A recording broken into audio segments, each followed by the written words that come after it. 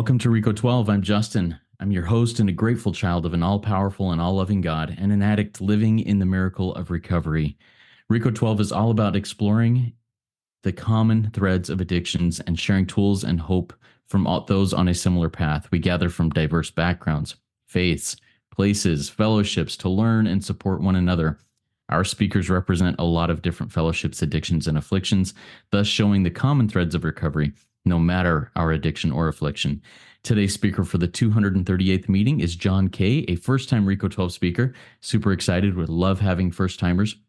And today, John will be sharing his experience of personal and couples recovery, and I'm really happy that he'll be sharing on this topic, and I'm excited to hear about a new to me and a new to Rico 12 12-step fellowship that he is part of. We'll get to his talk in the Q&A afterwards here in just a minute. First, for a little bit of business, Rico 12 has several recovery resources in our family of podcasts and social media communities.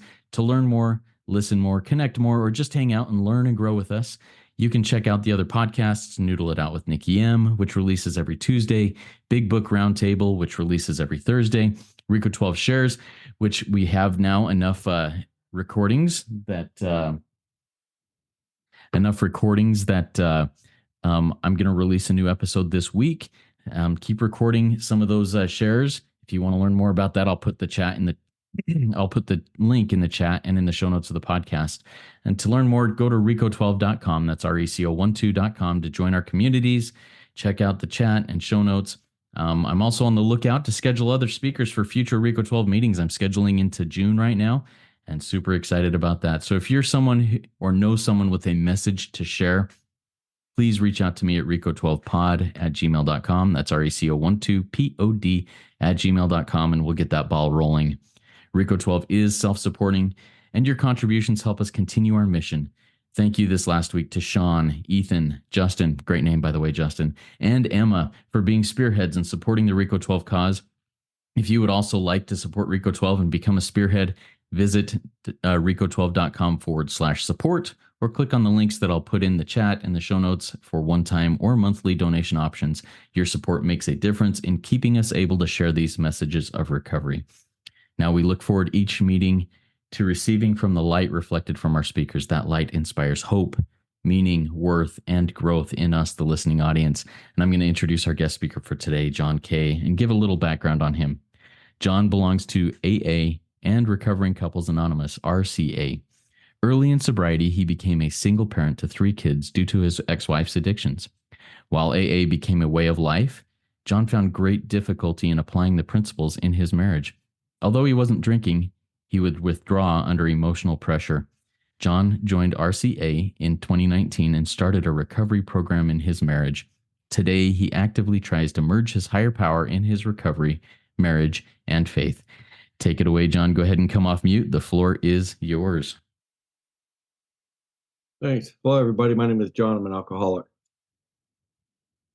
I found out about Rico here a few weeks ago when a friend invited me to hear him speak. And so they looked for speakers and said, well, yeah, I've got a message I can share. So I thought I'd go ahead and sign up for this and hopefully be a benefit to y'all as it is to me.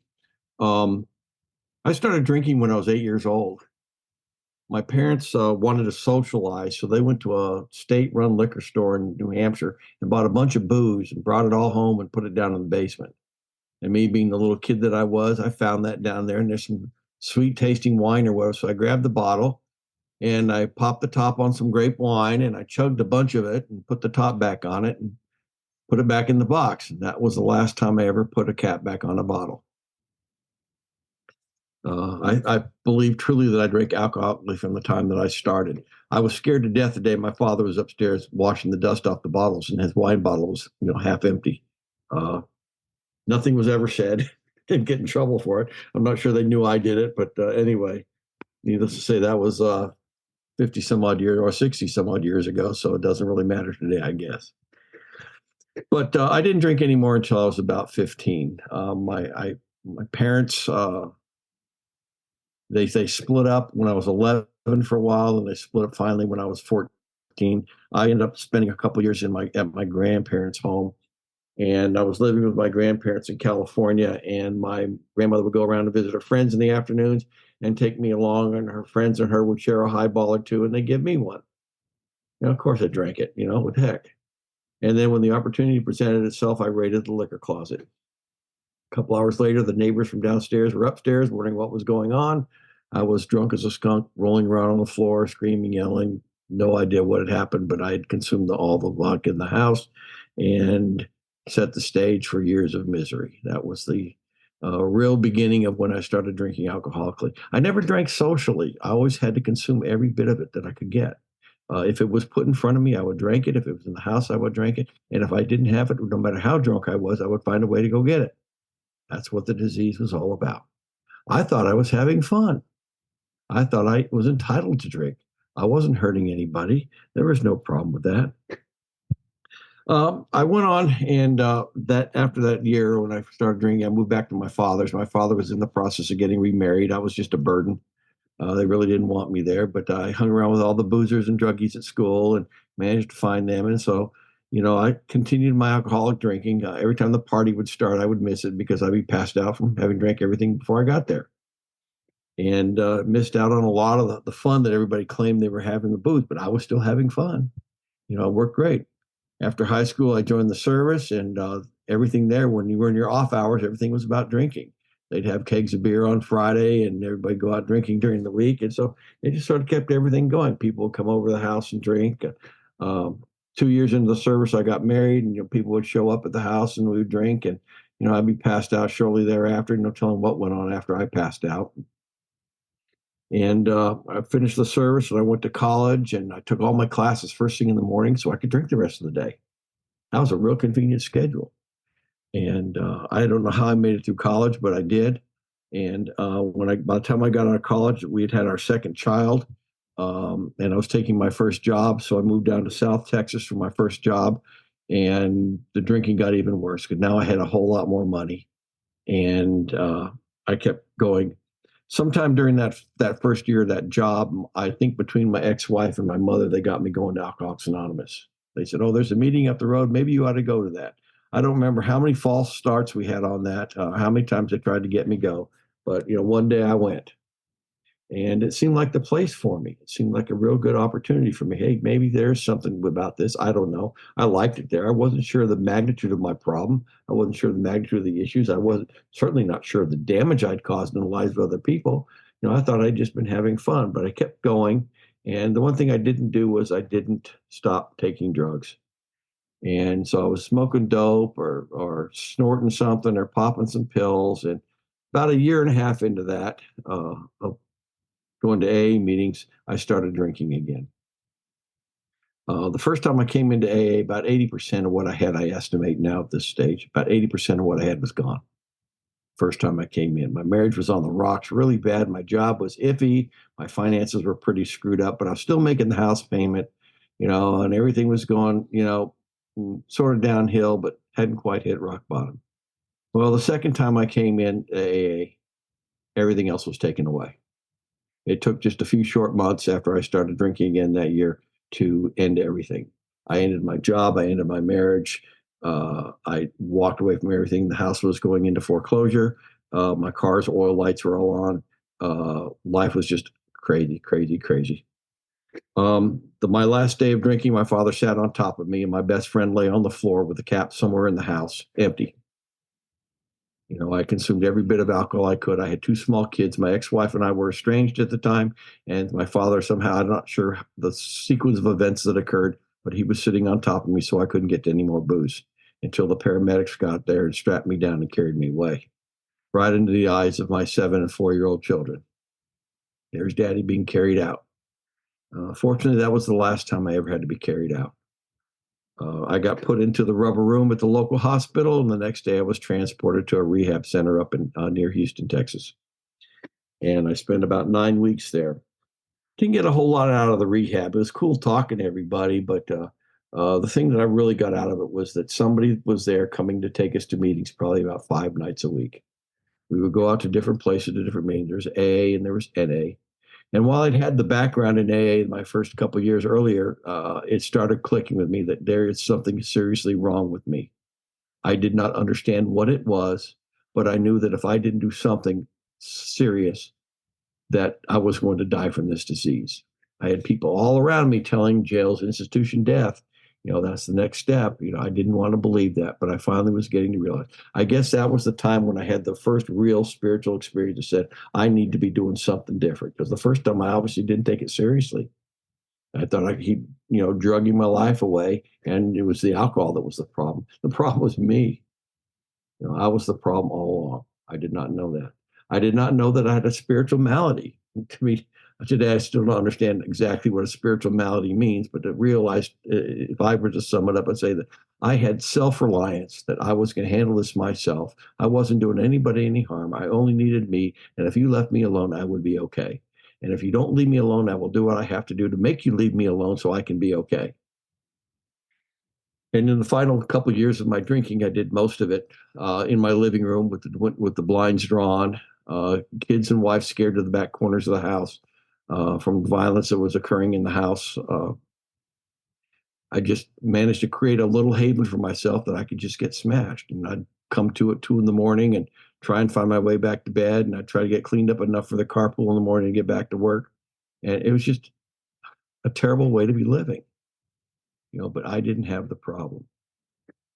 Now that I'm in A, things are a whole lot different. I've learned over time, and it didn't come all at once, that the spiritual malady required that to solve, I was going to have to latch onto a power greater than myself. That power I choose to call God. I'm a very, very staunch supporter of the separation of religion and AA. Okay. Although I do subscribe to my own faith, I do not bring that faith into AA meetings because I believe fully in the separation of religion and AA, in that last thing anybody wants to hear, and last thing that I wanted to hear coming into an AA meeting, was that somehow God was going to fix me and their church had the answer. I didn't want that. I hadn't been going to church at all prior to coming to AA. And so I realized that my problem was twofold. I had a mental obsession to drink. That's the disease, the obsession to drink. And then I had a physical compulsion that was set up if I started drinking. If alcohol entered my body, I could not stop. What is the saying? It's one drink is too many and 1,000 never enough. That was me. So I worked the program. Early on. I took my two kids. We had a third one in the oven. The third one got there 3 months or so after I got sober. So here's 3 kids. We're down in the middle of nowhere. I've got no job. The bank's in arrears. I'd been in rehab for 9 weeks. And.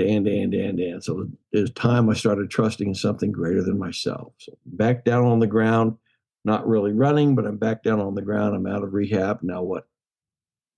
Fortunately, I guess through the help of my higher power, I found another job in Houston rather quickly. So I did the process of moving up to Houston. I stayed with my brother a little bit, and I worked the job until I could get the rest of the family to come on up. I would go to meetings almost every night when I could. I was working shift work, so sometimes in the evening was kind of difficult. I'd get off after 12 hours. It was difficult, but I got to as many meetings as I could. And then when my family got up, I moved back to days, and I was going to meetings almost every night because I'd gone to rehab there. I knew where they all were. And during that 3-year period, I tried diligently to help my ex-wife find some recovery. She couldn't. Her end result was death. She died back around 2000 from this disease. It was horrible for the kids because the kids never had an opportunity to ever reconcile with her. She never recovered from this disease. I did. She didn't. Why did I survive and she not? I don't know. This disease isn't picky and it isn't choosy. It just takes whoever it takes. And there's no doubt in my mind the way this disease works. So about 3 years into the marriage, I became a single parent, and I started taking my kids to all the AA meetings. Smoke or no smoke, it didn't matter. If I was going to survive, I had to have AA. So I drugged my 3 kids to the meetings. I got them a nice little piece of candy and a soda, and they would sit there quietly and let me go to the meetings. And afterwards, we'd come home and worked AA. I had people from the meeting come over. We had a small group that hung around. I got involved in service work, and AA was starting to work in my life. Things were starting to happen. The chaos was gone. The cruelty was gone. The violence was gone. We seemed to be growing as a family. We were starting to recover. I divorced my ex-wife because one day I came home. My 3-year-old son was out in the street playing while she was passed out in the backyard. That was the final straw. I finally realized at that point that what my higher power gave me was truly a gift, and my ultimate responsibility was the protection of the children. Regardless of what I had done in the past, my new role was to protect the children. So I took the action to protect the children from their mother's drinking. She was driving around with them drunk as much as I had done. She was taking them to places she should never have taken them to get her drugs, and much like I had done, I guess. But anyway, we parted ways at that point, and I became the custodial parent. And the fellowship kept me together because I had no idea what I was doing. I did not know how to be a parent. I did not know how to be a husband. I did not know how to be a father. I was learning all this stuff on the fly, doing the best that I could. I was getting my kids involved in activities to do things so that they could, have some fun, and they were starting to enjoy that, and it seemed like things were going really, really good. And then I met this wonderful woman through Cub Scouts. She actually lived right around the corner from me. She was a single parent with two boys, and I convinced her to put her older son in baseball so I could take the two boys to baseball and she could pick them up afterwards. That's how we started seeing each other, because I had to take my daughter to softball in another part of Houston. And if you've ever been to Houston in the NASA area, there's a road called NASA Road 1, and in the afternoons it's crazy. And I had to take my daughter through that to softball practice. I could have never gone back and got the other kids. So she put her kid in baseball. And we started talking at baseball games and stuff like that on the weekends. And when they had the final end of the year party, we really started talking a lot more. And then we've been together ever since. So my higher power put someone in my life who was going to be able to help guide me through the rough patches, somebody who was going to help me do what I needed to do, and hopefully I'd be of some service to her.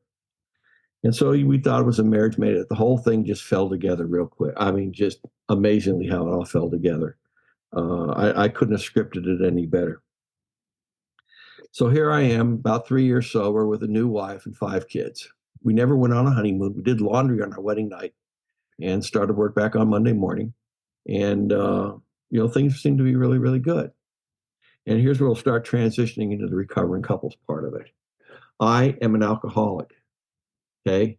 I have a series of serious character defects that I acquired probably before I started drinking, but then I poured a whole bunch of alcohol on top of it, and I became this monster inside.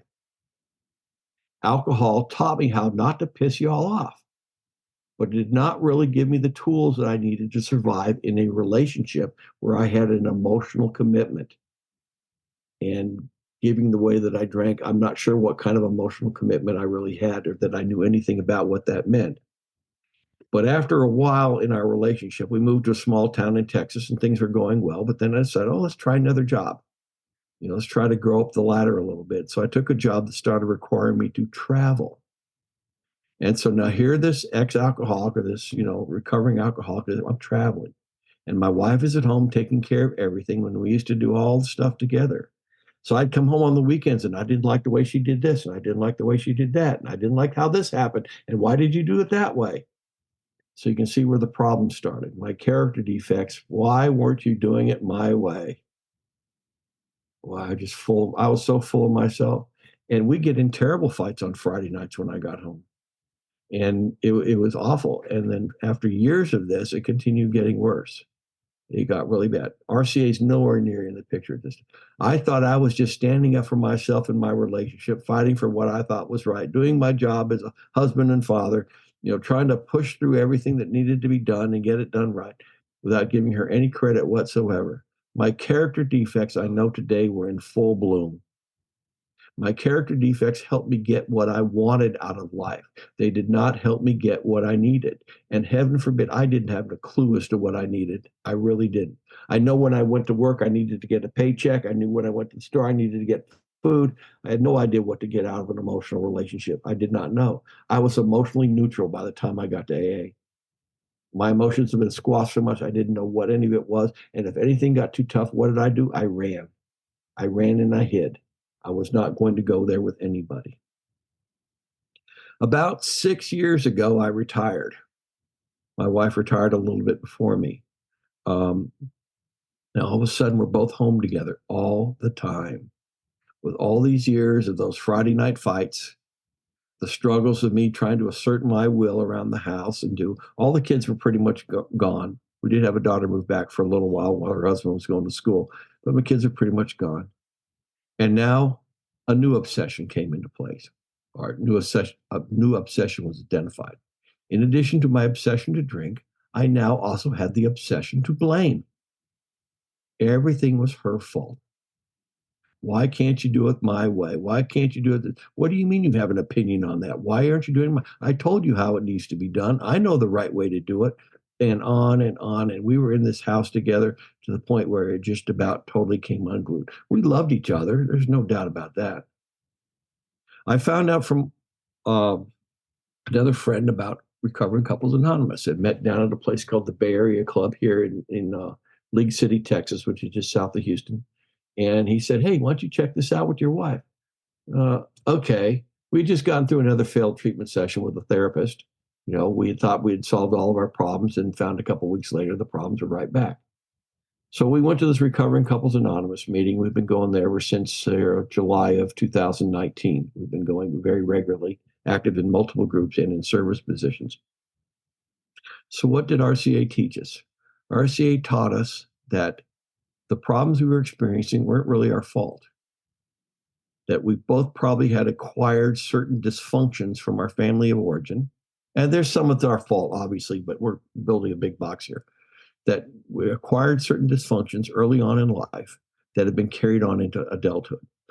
Dysfunctions, character defects, call them what you want. Same thing, you know. In my family of origin issue, I had learned to hide my emotions because emotions weren't allowed. My family was disrupted so many times because of my father's antics and stuff like that. We moved from here, we moved from there. Whenever my father went out and cheated on my mother, she got thrown into a mental institution. It's like Ralph and Herbie from Cheech and Chong. Every time he did something, she got the flea bath, right? She got put into mental institutions every time he cheated on her. She collapsed, and we got whisked away to the grandparents. And so when I was 11 years old, we're out living with the grandparents. Here we were living in a small town in Massachusetts. We could run around and do what we wanted to do. Now we were locked in the concrete jungle of San Francisco, hardly knowing anybody, not being able to ride our bikes everywhere. Our whole life had totally changed, and we just, a year after that, we got back and moved again because my father couldn't hold a job. And we moved again to another area. And then he cheated on my mother again. She got whisked off to a mental institution. And then we lived with him for a year. And then he decided, well, I need to get a divorce. So he wanted to get a Nevada divorce and to go out there and get 6 weeks, no fault. So we moved to Lake Tahoe and for 6 weeks. And my mother finally said, look, if that's what you want, I'll give it to you. She was living in California. When they got divorced, I said, I don't want to live with you anymore. I want to live with my mother because I didn't like him at all. And that created a big fight. So I had no foundation, no boundaries, no sense of emotional stability with anything growing up. And so here I get into this relationship with this woman who's very emotional and very aware of her feelings. I didn't know how to respond. And so I developed something that was defined in a book called Intimacy Anorexia, which was I had a fear of intimacy, so I ran from it. I hid from it. I read the book that some friends told us about, and this book suggested that there are I think there are 12 different conditions that could or could not be present with intimacy anorexia. I had 11 of the 12. The only thing I had not done was physically cheat on my wife. And then I realized that I was taking this emotional withdrawal that I was causing, and then I was using it as a weapon against her. So when I was mad at her and she wanted me to talk, I would just shut up even more, driving her totally nuts because I'm not saying anything. She wanted answers and I wasn't giving them. So in addition to indirectly running away, I was directly running away, and I weaponized my character defects against my poor wife. When we started going through the book of Intimacy Anorexia, I started going through the stages of withdrawal of grief. There's a stage of denial, there's a stage of anger, there's a stage of bargaining. I realized I was going through these stages as we were working with a sponsor couple. I was pointing out, going through these grief stages, it's this main character defect that I had latched on to all my life, undefined, was being taken away, and I didn't know how to respond. How am I going to deal with somebody if I can't run and hide? Do I have to face the music? Do I have to do this? It was very, very frightening because the me that I had grown up with for 50, 60, I would see it 64, 62, roughly 62. The me I'd grown up was having to go away. I did not know how to respond. RCA is a 12-step program. We started working the 12 steps together with a sponsor couple. The 12 steps were taken from AA. The program claims to help us be able to restore our intimacy through working a 12-step fellowship. So my wife and I got all the workbooks and we worked through the steps with a sponsor couple.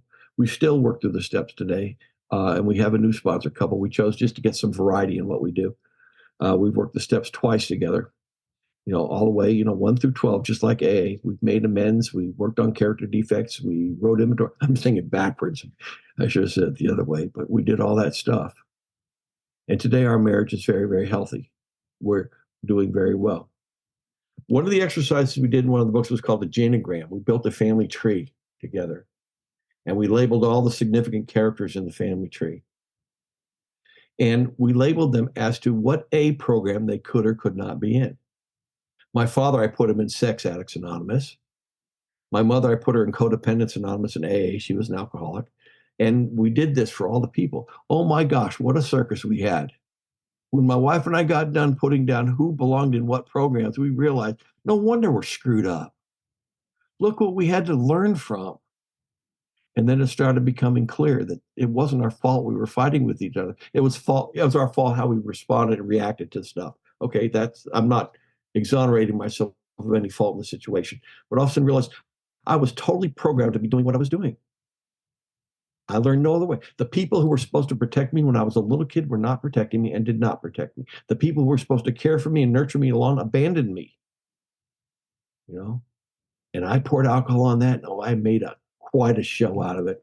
It was just all blown out of proportion. So my wife and I work these steps, and we sponsor other couples, and we are active in several. In fact, we are volunteering to teach class at the 2024 convention in Syracuse, New York, in August. We want to go up there. We want to be part of that. We've done retreats. Like I said, we work with other couples, and we're learning to talk with each other. We've learned to find a way to deal with, like AA has taught me, how to deal with the outside, to live life on life's terms under the guidance of a higher power. We operate our marriage now under the guidance of the same higher power, that we're able to survive each day, and we're to make the most out of it. We're able to do what we need to do. We have the one issue in our life that's a real big trigger for us, and that was the thing that got us into the last failed counseling session. And here a couple of weeks ago, something popped up in the margins of that particular incident, and it seemed like we were going to be back off to the races, and it stopped right away. I didn't have to fight with her about it. I expressed my opinion about the situation. That's all it took. We did not fight over it.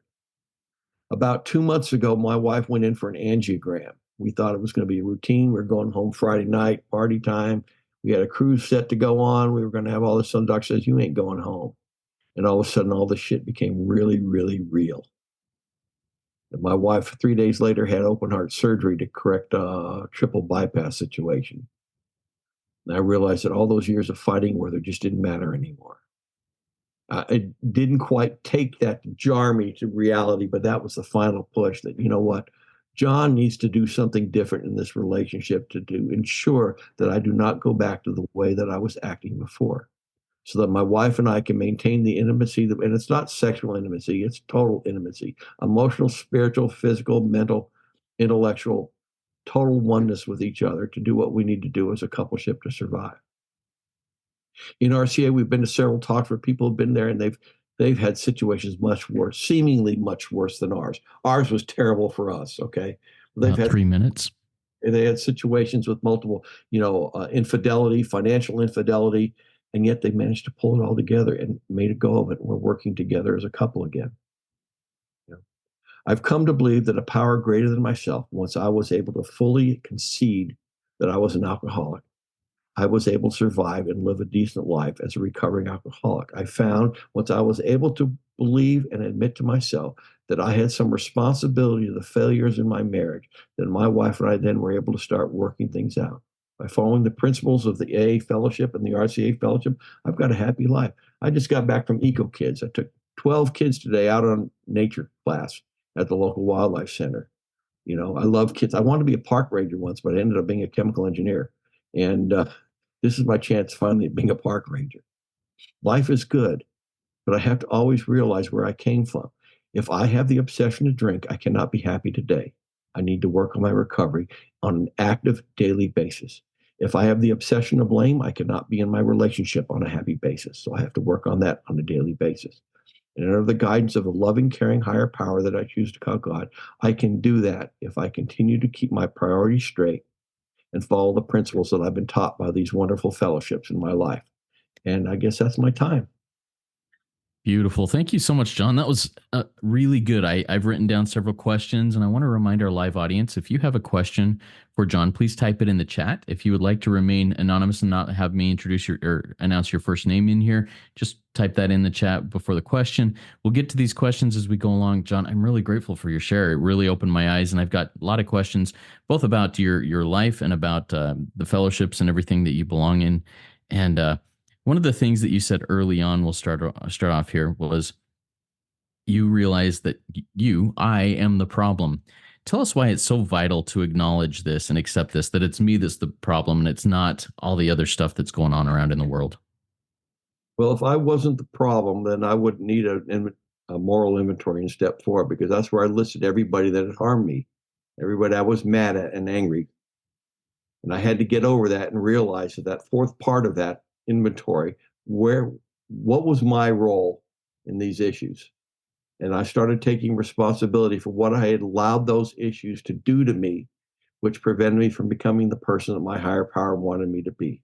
Was I so angry that I couldn't see straight, and so I dealt with everybody the same way? It didn't matter. It helped fuel my character defects to the point where I was unable to function in society in a responsible and productive way.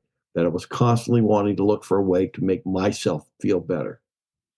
And so I had to get away. I had to realize that the problem is self. Clancy I, who was the managing director of the downtown LA mission, died here a few years ago with 60 plus years of sobriety. He spoke at a local men's recovery center here, and I had never put these two things together. He said, "We're not alcoholic because we think alcohol is the problem. We're alcoholic because we think alcohol is the solution." And I was the person who thought that alcohol was the solution and that I was going to fix everything, and it was everybody else's fault if I felt bad, which alcohol was the problem. The alcohol in me was the problem. Therefore, I was the problem. And if I wasn't able to work on myself, I was not going to be successful in recovery. Hmm.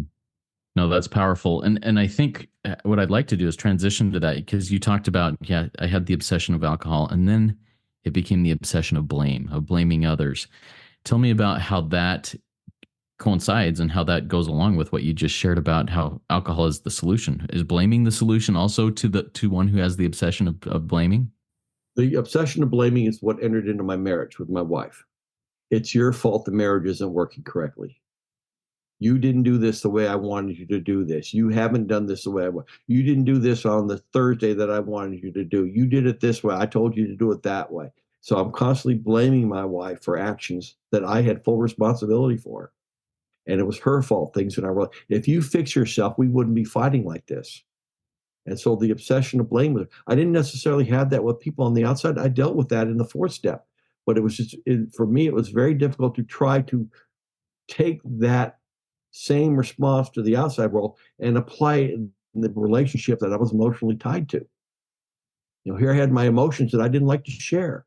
And when my emotions came into play, they did not feel comfortable. And as a drunk, what did I do to my emotions? I poured booze on them. No, I'm not pouring booze on them. Now it's your fault I feel bad. And I had to get over that. I had to realize that I had a responsibility in our relationship for the chaos and the dysfunction that was occurring. And that I had a role and responsibility in this relationship to do something about me so that we could get along. There's somebody who said once in a book, he says, when you get married, you know what the other person's like. If they improve after that, that's gravy, but you knew what they were like the day you married them. And me, I just kept putting false expectations. And they say in AA, an expectation is just a premeditated resentment. I had all these expectations on what I thought you should be. And most of the time I was just upset with myself, but I was blaming it on her. And not a healthy way to be. Oh, thank you for sharing that, John. That's very helpful for me to hear that.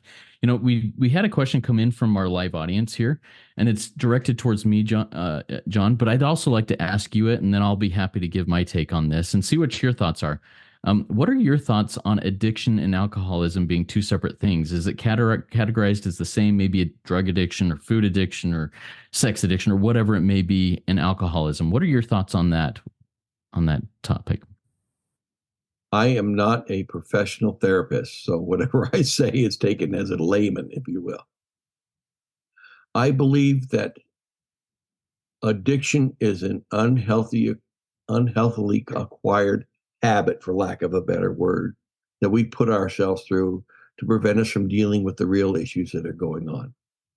I believe that there is such a thing as a physical addictions for alcohol. I believe I had a physical addiction. Withdrawal is a sign that I was physically addicted to that. But I have seen through RCA with the number of people in there who are codependency is an addiction. It's an addiction on approval for other people, drugs, sex, gambling. It doesn't matter. Each one of those addictions has its ability to wreak havoc in a person's life and in a person's relationship. I've got a child who's got a gambling problem. It's not active today because he did something about it, but it was wreaking havoc in his life. You think, well, he's not out chasing women and drinking beer and blah, blah, blah, blah, blah, blah. But nevertheless, that addiction wreaked havoc. So addiction is addiction, you know, and some addictions may seem on paper more serious than other. Obviously, somebody with a gambling habit is not going to be swerving down the road going crazy like a drunk, but nevertheless, they can still wreak the same havoc on their friends and family and their jobs and everything else. And I believe that addictions require some form of a spiritual program of 12-step recovery. I believe that when the founders of AA decided or determined that it required one alcoholic working with another, I believe that to be true because there's been nobody in my life who's been able to reach me like another alcoholic in dealing with my alcoholism. There's been nobody been able to reach me concerning my family issues than another family who's gone through it as well. And that's why the sponsor couple helps because they teach us through their experience, strength, and hope what they did to work through their issues. And although the issues may look a little bit different on paper, the process is still the same. I had somebody in one meeting sit there and say that everything leads to resentment. You take all the negative emotion and it leads to resentment. You're really, really sad about something, there's probably resentment in there. I mean, it all generally boils down to one thing. And in my addiction here, it did that. There's something eating away at me that I have to fight back on that I refuse to let go of. What is resentment? Resentment is the poison that I take that I want to give to you, right? And they say in the big book of AA that resentment is the number one offender. You know, resentment in my marriage, resentment in my personal life, resentment in myself, and all the things that I'm dissatisfied with just led me straight into addiction. And when those resentments get high enough or strong enough, then the obsession to drink returns. And then I'm in a world of shit. It's just that, when that obsession to drink starts creeping back in, I'm in trouble. And so I have to fight it on a daily basis by actively participating in this program and doing the steps.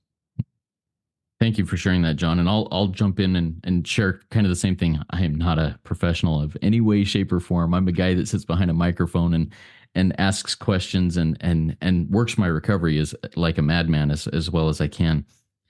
But where I go to is to the big book of Alcoholics Anonymous, page 44, the first paragraph in We Agnostics. If when you honestly want to, you cannot quit entirely, or if when drinking, eating, sex, gambling, whatever it may be, you have little control over the amount you take, you are probably alcoholic. You are probably an addict.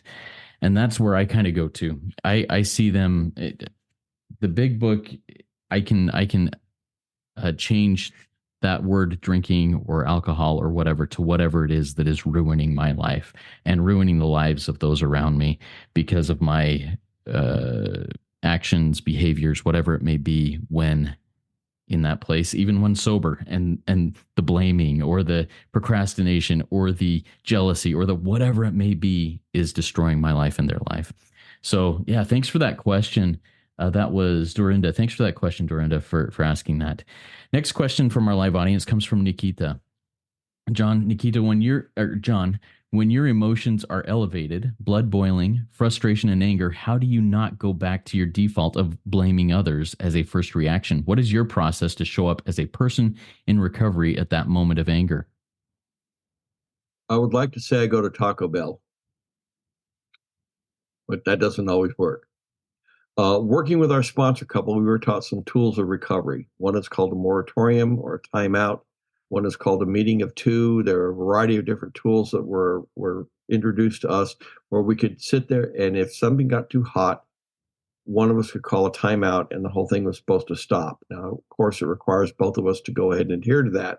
A timeout is not a flashing red light. It is a solid red light. And so then we come back when the emotions are less heightened or less heightened, and we talk about it another time. So the process would be, oh, we're yelling, screaming, hollering, and somebody goes, stop. I'm calling a timeout. Now, you got to both agree to do this. I will call a timeout. I want to come back and talk about this tomorrow morning at 8 o'clock. We set a time to reconvene and discuss it. The other thing, too, as it was pointed out to me, is that my marriage to my wife is not defined by the weather today. Our marriage is multifaceted. There's a variety of different facets to it, each of which plays an important part in the stability of the marriage. And to think that one problem is going to be, and this is what I did, one problem would be the defining. If I have a problem in this area, my whole marriage is shit. It's just no good. I don't want to be here anymore. Okay. That's my addiction talking, my addiction telling me, oh, yeah, because easiest excuse to drink over was everything's crap. Let's have a drink, right? Pour me, pour me, pour me another. And so I had to learn. My wife also has said, we talk about the dance. That's a common lingo. It only takes one of us to decide to get out of the dance for it to stop. And it's not like this came overnight. Okay. Our fightings got less. Okay. They de-escalated somewhat over time. But working with our sponsor couple and learning that I could express my needs to my wife in a safe and nurturing environment became better than screaming at her to get it all better.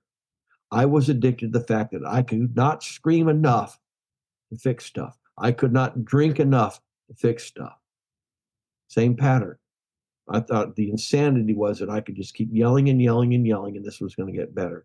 And I had to come to Jesus on that to realize that what I was doing was not getting me what I needed, that I was continuing to fight to get what I wanted, and it wasn't working. I was not satisfied with what I wanted, either consciously or unconsciously. So with the training through the sponsor couple, learning that my wife was a safe place, we've got out of the situation where we're having these elevated feelings and we're fighting with each other. It took practice, it took guidance, and it took commitment on both of our parts to try to de-escalate when the situations were getting out of hand. When we got to RCA, we fought every night in the car coming home. Well, the worst fights we had because our way of doing business for all those 30 some odd years was now being challenged. How am I going to survive in the relationship if I can't scream at you anymore? How am I going to survive in the relationship if I can't blame you anymore? So, one, it required to answer the question, it required a commitment on my part to do something different, just like AA. You know, the insanity of the disease was thinking that a drink was going to fix everything. I had to get away, that the blame was not going to fix anything, that the yelling and screaming is not going to fix it. Two was to learn to trust her, that she and I were committed to the same thing, and that we had positive ways to work out our differences so we didn't have to yell and scream and holler. But the best way we found was to de-escalate, was to back away from the situation. Because when one person's talking facts and one person's talking from emotion, it doesn't work. You've got to get to the point where both people are on the same plane emotionally in order for the conversation to be successful. And what would happen was she would be all emotional. It's like, I don't like the way you're talking to me. Well, now you're not talking about the topic anymore. So the discussion is how you're talking about it and not what you're talking about. And we got to the point where we could set ourselves into a place where we could talk about what we needed to talk about in a safe environment so that we could move forward from whatever the obstacle was that we created for ourselves. Yeah, thank you, John, for going through that. I love the couple things you said there. Timeout is a solid red light, not a flashing red light. I think that's important to sit back and ponder on and sit on that because that's a powerful concept. And then you said a phrase that I'm sure you've heard or said in a million different places, but for whatever reason, and I've probably heard it before too, but for whatever reason, it stuck into me. Pour me, pour me, pour me another. Man, that is such a powerful phrase for me to grasp a hold of and take on with me here. I've got a question for you about RCA, John. So my wife and I both work our respective programs like bats out coming out of hell. We are very serious about our programs and working in. I have never heard of RCA before today. How do people typically come into these meetings? How could we find more about them so that if this is something that would be good for us in our own relationships, in our own marriages, whatever we may be, how do you go about doing that? Okay. Recovering Couples Anonymous has a website, recovering-couples.org, or you can call me or Google it somewhere. And there's a series of live meetings and Zoom meetings around the world. And there's a meetings tab on that, and you can find that pretty quick and get into what are there might be the codes for the Zoom meeting, or there might be a contact individual or email account that you call to get information for it. And show up at a meeting. That's all. Most of the meetings are open. Mm-hmm. Some closed meetings. Some that deal with some of the S addictions are often closed because there's an extra privacy concern there. Okay.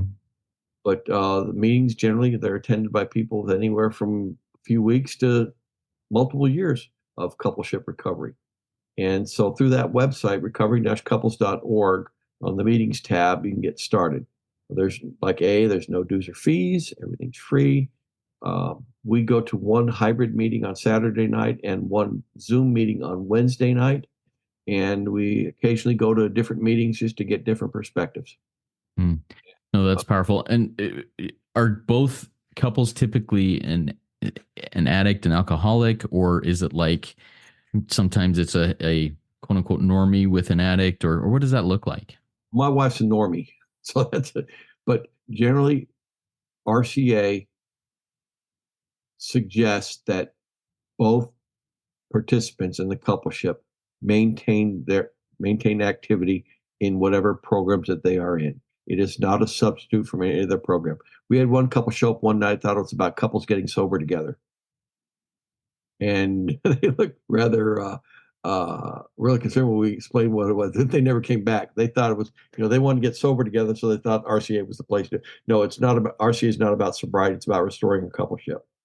And there's a comment here too. RCA primarily is coupleships. It doesn't matter how the coupleship is built. Okay, there's a variety of configurations of coupleships. They do, I think, have a position against polygamy. We're not really built to handle that. It's two partners together. Sometimes one person in the coupleship will come to the meeting and the other one doesn't. That's welcome.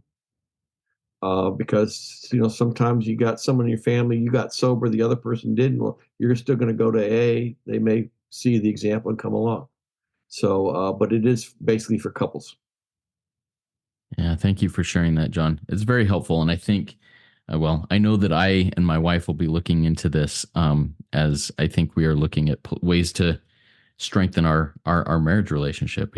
We feel that we're both pretty good with between us and our higher power, and we're trying to work that together. But I think any resource that can help is one that is worth looking into. I've got a couple more questions, and we've got time for a few more questions from the live audience. If they have any questions, go ahead and type them in the chat there. One thing that you mentioned was intimacy anorexia, John. You said there was a book. You mind sharing? Is that the name of the book, Intimacy Anorexia, and then tell us a little bit more about that concept. The guy's name was Doug Weiss. He's got a counseling center in Colorado Springs, I believe it is. It's called Intimacy Anorexia. In the back of one of the RCA books, they've got a thing called if I can find it here, it's characteristics of spiritual divorce. And I don't have the Intimacy Anorexia book, so I don't want to quote from it here.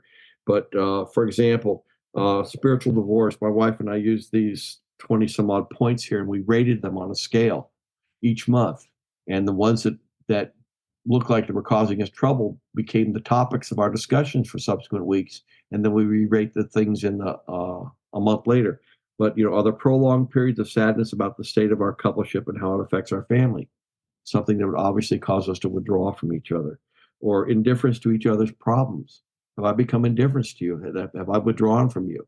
If she feels I'm indifferent, she might rate that as very high. If I don't feel like she's been indifferent, or then I might rate it low. But nevertheless, we gave a score to each of these things, and then each month we went through them, trying to find the trouble points and then give us something to work on. Being an engineer, measuring is something very important to me, and you could give them pass or fail, or whatever the case. But intimacy anorexia basically built up over a long time a fear of expressing emotions, where you go to a state withdrawn. I was totally emotionally withdrawn.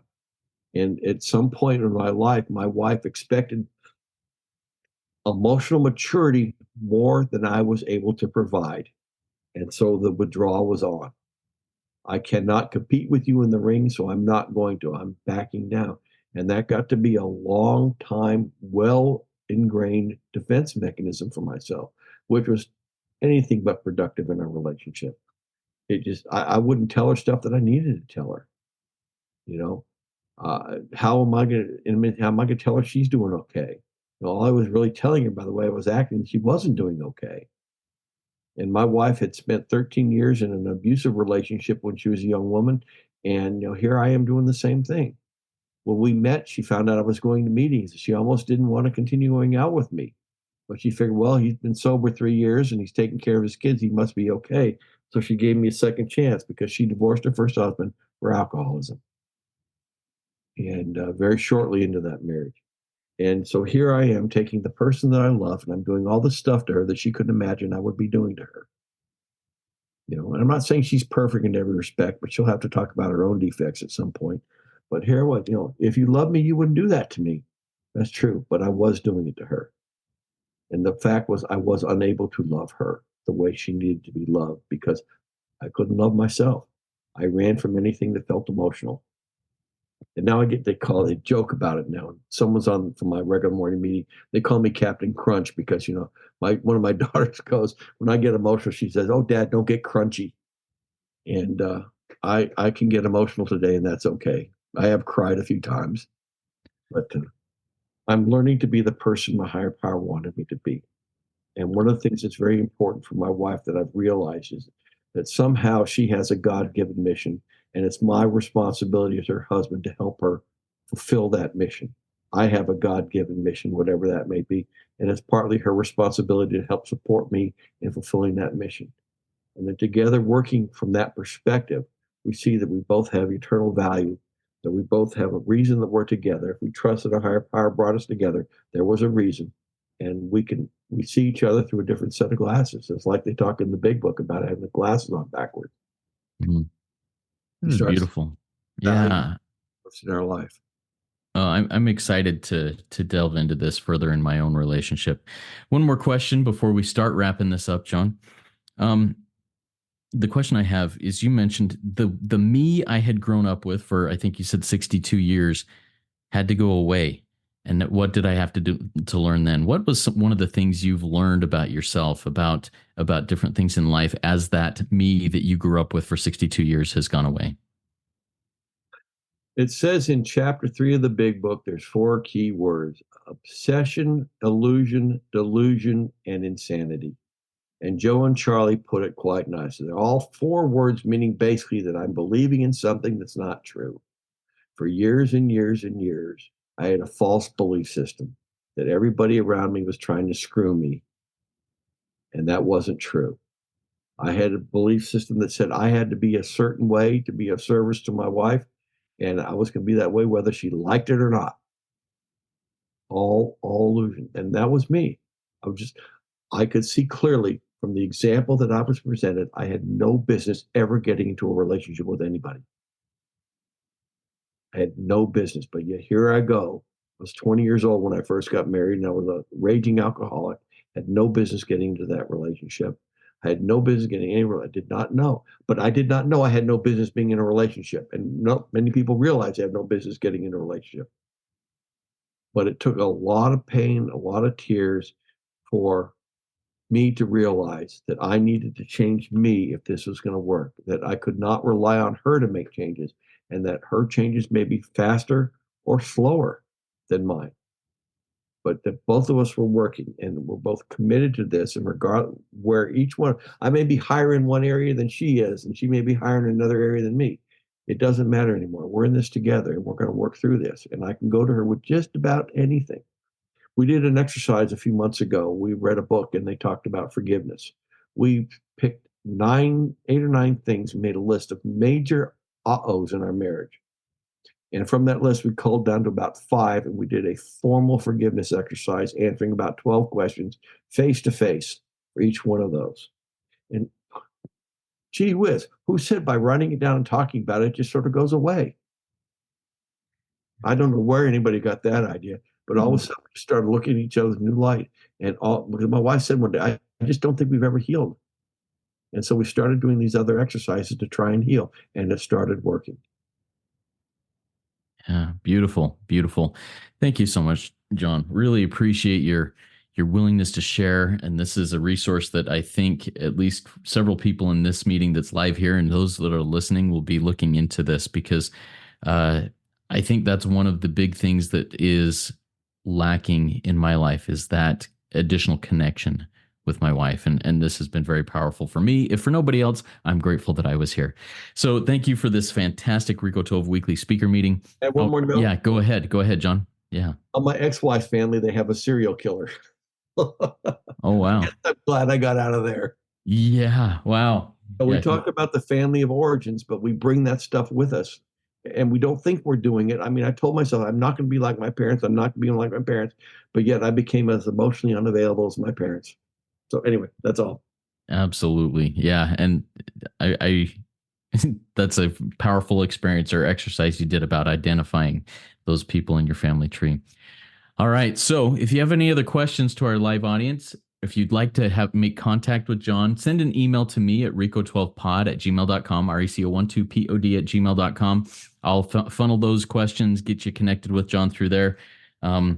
Next week, come back, because we've got another first-time speaker, Constance S., whose topic will be staying sober in a world that celebrates alcohol. And I think that's going to be it could be a powerful follow-up. I mean, John shared a little bit about his time in the military, where every day, every week, it was all about that and celebrating alcohol. How do I stay sober in those types of situations? I really look forward to her experience, strength, and hope next week. And if you'd like to be considered as a future Rico 12 speaker, send me an email, once again, to rico12pod@gmail.com, and we'll get that set up. Now, let's launch off into the rest of the day with the third step prayer. John, are you willing to lead to say that for us? Sure.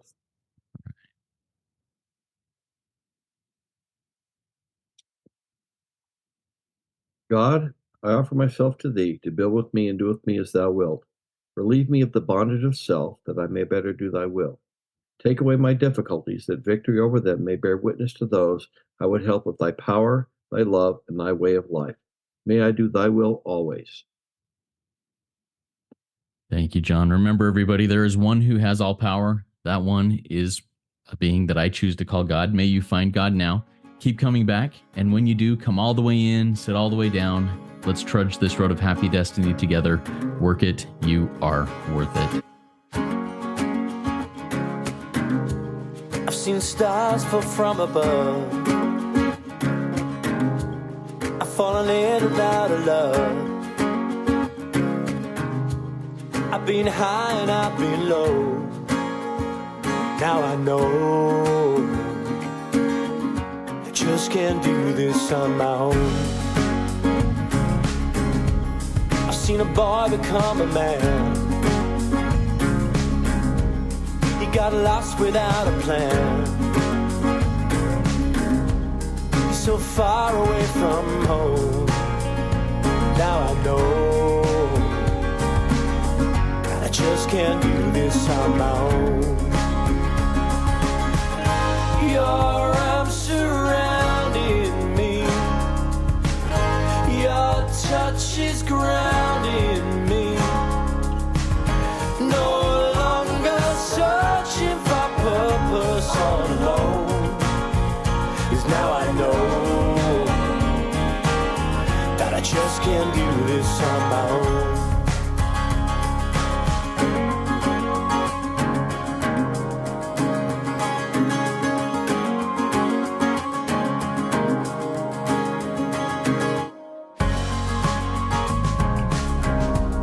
I'm looking for the words to say. You make the world a better place. And I can call that place my home. 'Cause now I know that I just can't do this on my own. Your arms surrounding me, your touch is grounding me. No longer searching for purpose all alone. 'Cause now I know that I just can't do this on my own.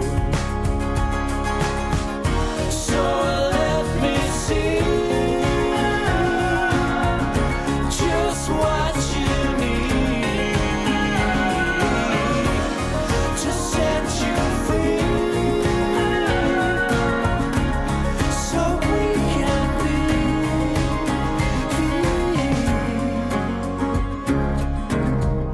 I saw stars fall from above.